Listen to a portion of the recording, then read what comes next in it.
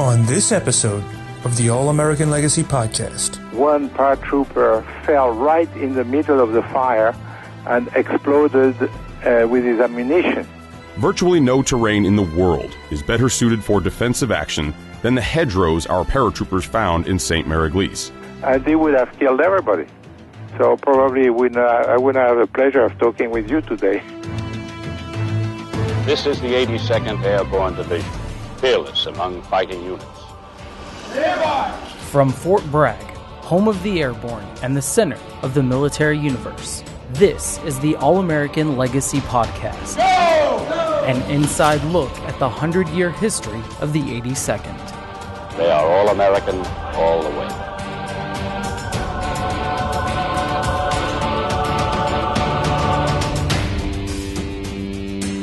Welcome back to the All American Legacy podcast. This is Joe Bacino.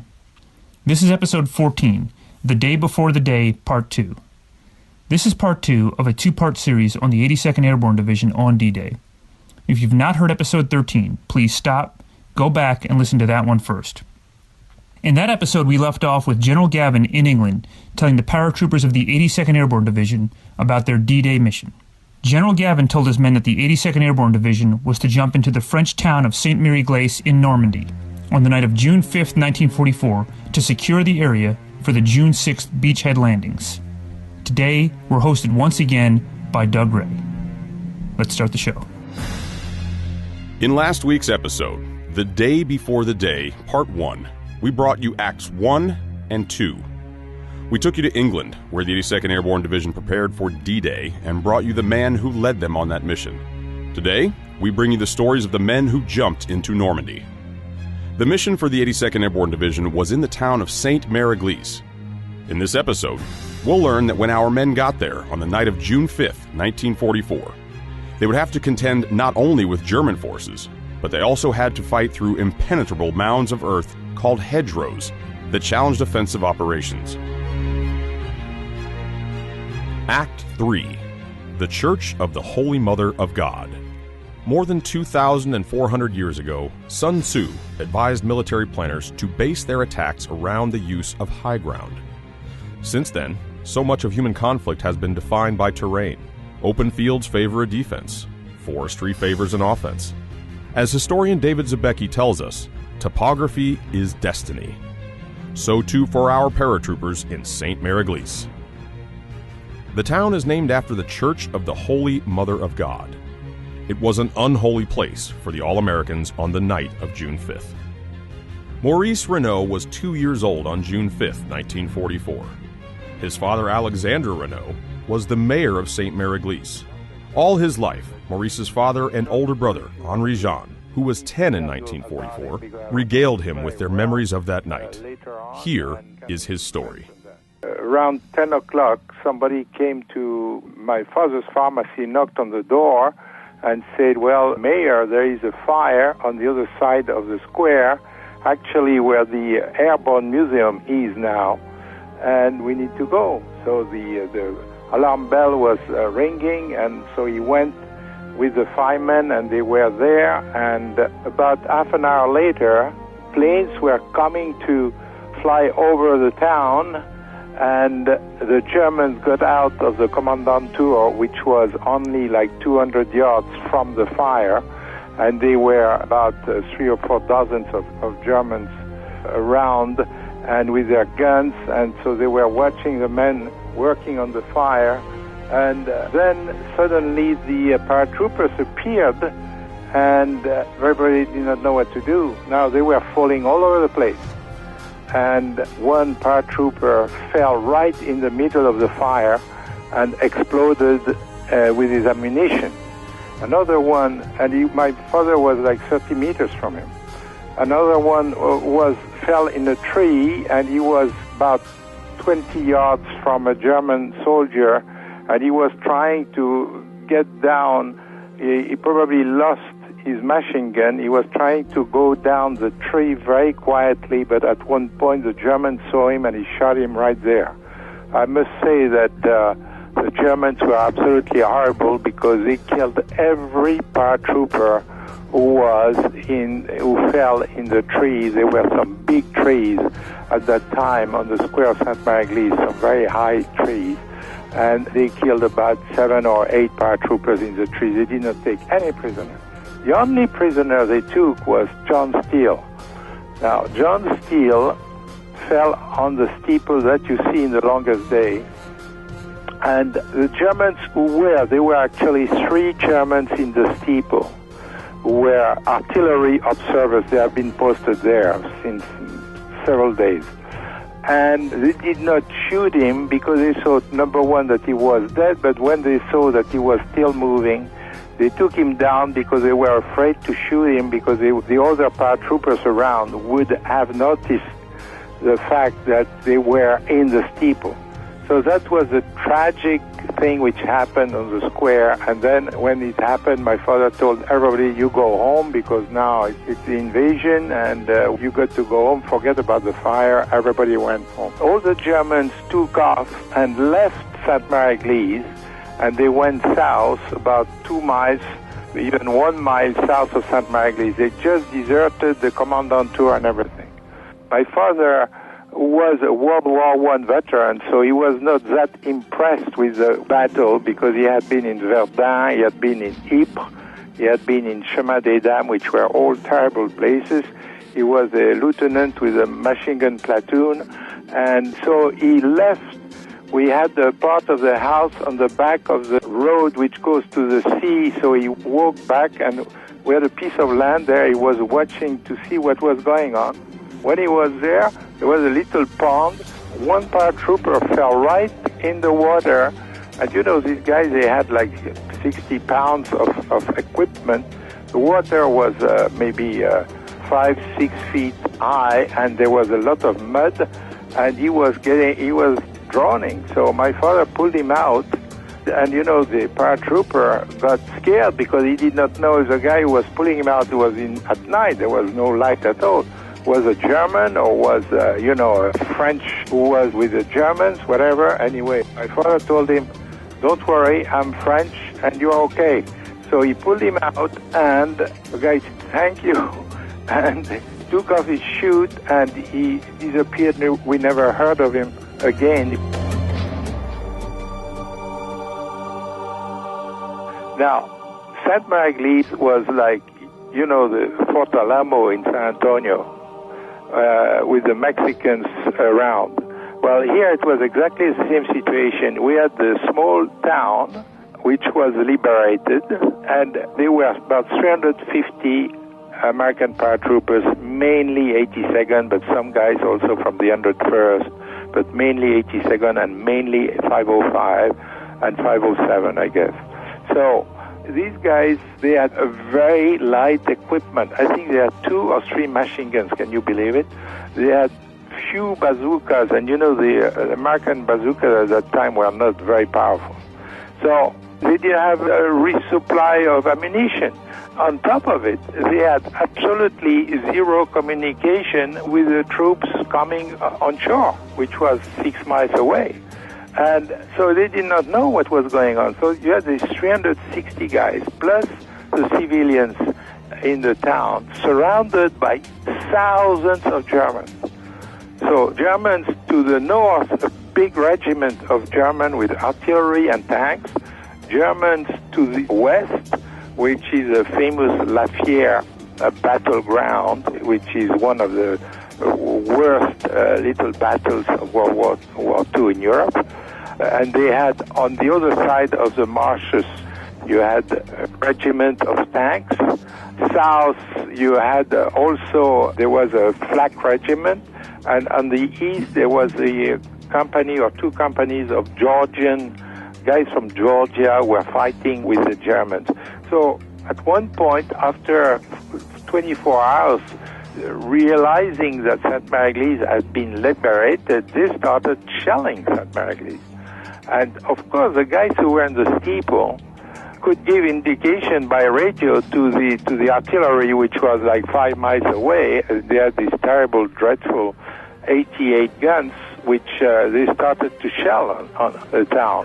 And then they also started to counterattack on the north, and they were 2 tanks, which were stopped like at the edge of the town, just on top of the hill, and by guys with bazookas. And also in Lafayette, same story. They were Marcus Heim, I think he was also a 505 guy, and I knew him, I met him several times too. With a bazooka, he knocked down 2 tanks, 2 German tanks, and he blocked the entrance of the bridge so they could not come through.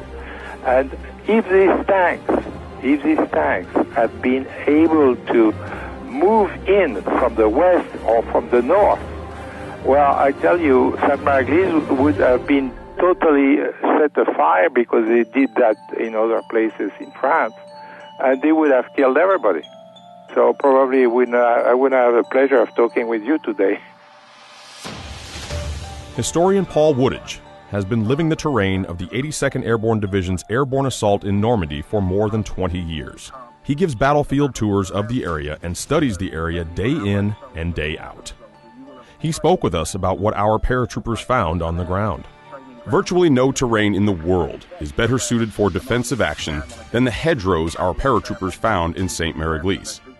Paul spoke with us about how terrain favored the Germans. So the hedgerows provide an environment that was very difficult for any type of set-piece maneuvers. You can't see anything. You can't see the battlefield around you.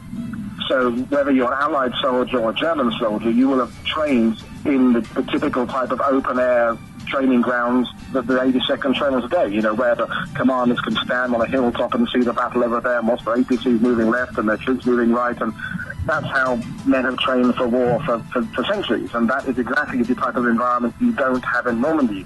There are huge areas I take people to on my tours where you can't see more than about 200 yards any direction, because everywhere you look, there's a hedgerow blocking the view. So you're a platoon commander or a sergeant there, you don't know what's around the next corner. You can't see, you can't elevate yourself to see anything. And the maps they have are at best basic, and they don't provide the terrain information that soldiers today would have. So the only the way of fighting through these things was, well, I call it sheer goddamn persistence, really. Just accepting the fact you're going to lose a number of your own men to take every mile you push. And really a war of attrition. We have, and always have, more troops than the Germans have. And every inch we gain, we've gained. The Germans can't take it back again. It's a slow, slogging, trudging campaign. So Allied commanders were completely aware of exactly the type of terrain they were going to face. That said, though, your average Joe from Delaware, who was a private in the 505th, had no idea what he was going to face, because that information couldn't be filtered down to the people who actually need to know it. It had to be kept at a high level because of the security.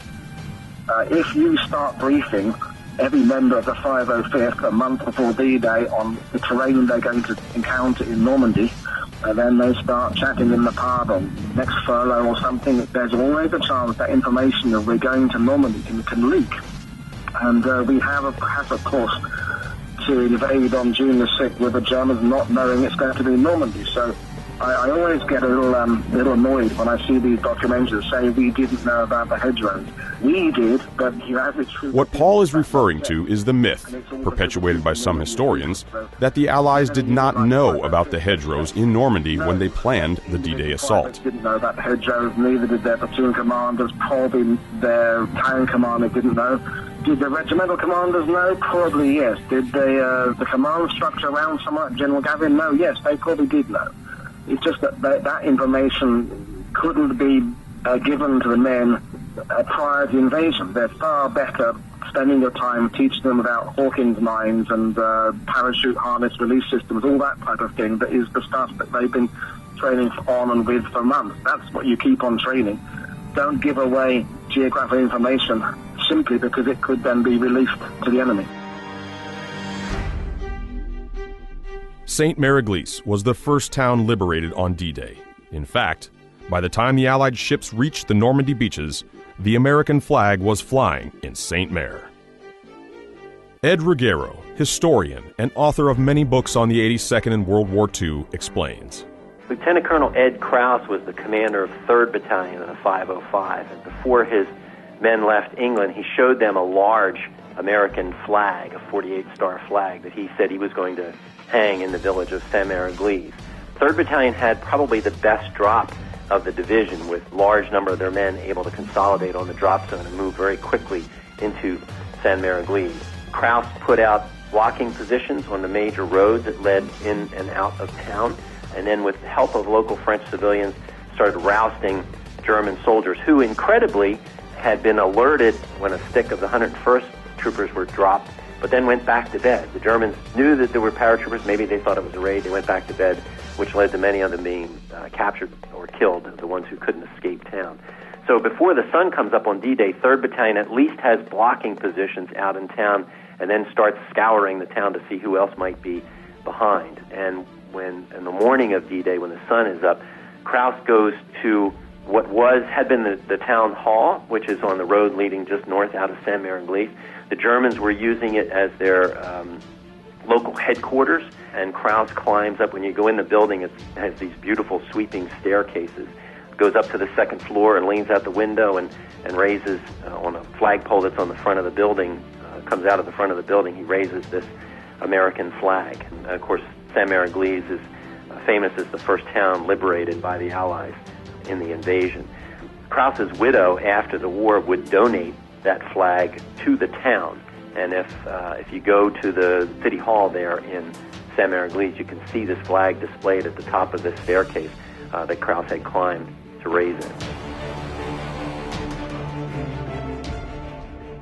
Act 4. The Men. So we've heard the mission. We've told you about the leader. You know the place.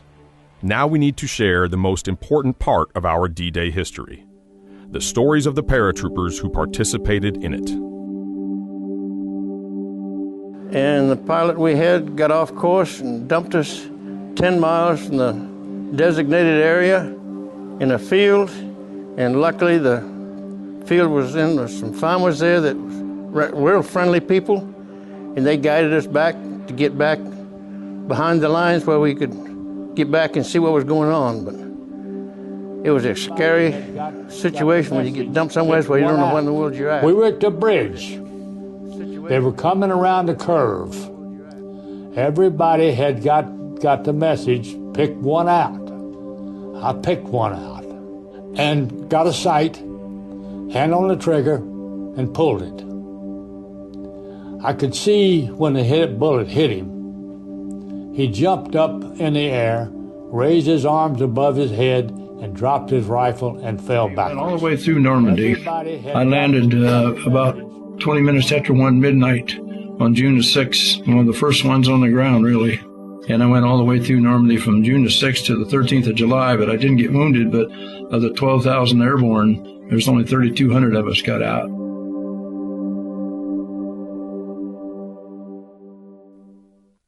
Here again is Ed Ruggero on the story of Bob Murphy, 505th Parachute Infantry Regiment. One of the other soldiers I got to know, former paratroopers, was 18 years old when he jumped into Normandy. Bob Murphy was with A Company of the 505. This was not his first combat action. He had actually lied about his age to join the Army, so he was a very young paratrooper. Selected as a Pathfinder, he trained in Sicily, and they executed that mission, the Pathfinder's mission in Italy. Murphy got caught up in his chute and had to use his boot knife to cut loose.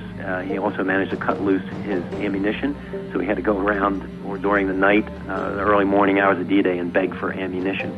But he was part of a group that was assigned to seize the causeway at a place called La Fière, one of the critical crossings of the Meurthe River in the flooded area that division headquarters had identified as a possible route what the Germans would use to counterattack against the rear of Utah Beach.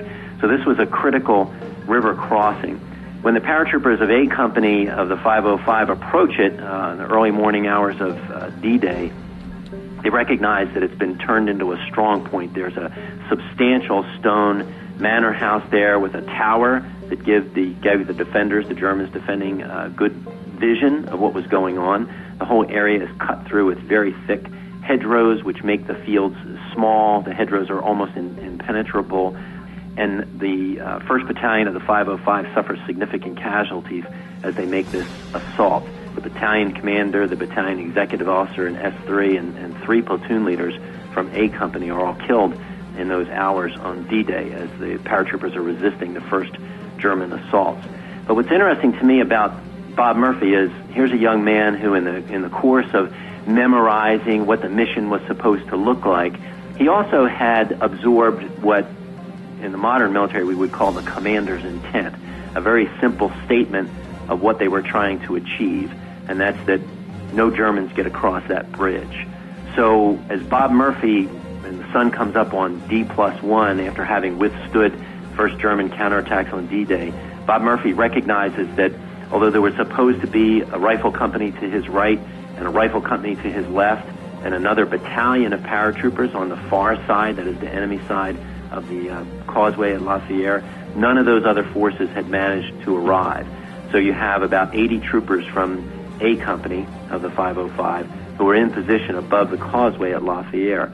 But the commander's intent remains the same. And so Bob Murphy, as he lays out his ammunition and hand grenades and wonders if he's going to have enough, knows that whatever else happens, you can't let any Germans get across that bridge.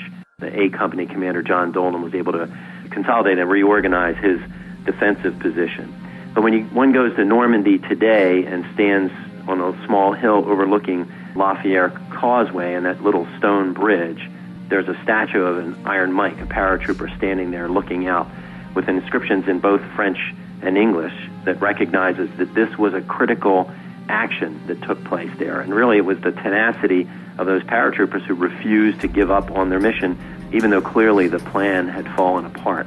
And as Bob Murphy would point out, he said, well, it's important to have memoirs written by senior officers who have their maps and have an understanding of the strategy that was being used, that really finally it's the privates who are the ones who are firing the rifles and the bazookas and throwing the hand grenades and refusing to be pushed out of their foxholes who make the difference. And it's important to keep that in mind, and also to keep in mind for the leaders that those privates have to understand what the mission is and have to buy into it as much as any man in the chain of command. Over the past 100 years, there have been events that demonstrate the 82nd Airborne Division's values and spirit. D-Day is a day that defines who we are and what we represent to the world. Our D-Day paratroopers hover around us. Their names live in our streets. Their images hang on our walls. But we must never become lost in their symbols. We must always remember their stories. We must always live on in their tradition. For we are America's Guard of Honor. On the next episode of the All American Legacy podcast. It didn't matter where you were on that beachhead, they could see you and shoot at you and everything else. I ended up basically on what they call the Mussolini Canal. People that are together in their adversity develop a certain bond. But obviously in combat, it's a relationship unlike any other. It's not a natural relationship. Our job was to block off the crossroads and set up roadblocks, put the landmines where we could keep the tanks from getting to the coast, to save the guys, to help the guys that were landing at Utah Beach and Omaha Beach. And if you're with them, with the unit and with the guys that you're fighting with any length of time, you get to know them, you develop a very strong bond that carries on actually eternity to this day. So it was hectic. I jumped out of the plane with the idea I was going to be a radio operator. The equipment wasn't there, so I ended up being just a regular soldier. Eventually, on the second day, we started to regroup. And then they brought in the radar equipment, and that too was damaged. Back home, they always refer to me as a hero. I'm no hero. And I always keep saying that the heroes are buried here. Those are the heroes.